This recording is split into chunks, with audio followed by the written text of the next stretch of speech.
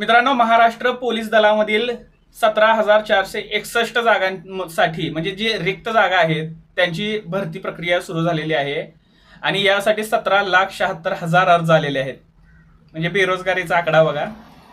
आणि ज्या उमेदवाराला 2 जागी फॉर्म भरायचे आहेत किंवा 2 जागी अर्ज करायचा आहे अशा लोकांसाठी, अशा विद्यार्थ्यांसाठी, अशा उमेदवारांसाठी एक दिलासा महाराष्ट्र शासनाने दिलेला आहे. तो म्हणजे जी मुलं 2 जागी अर्ज करतात त्यांच्या मैदानी चाचण्या म्हणजे फिजिकल जे आहे ते एकाच दिवशी किंवा लागोपाठ येऊ शकतात.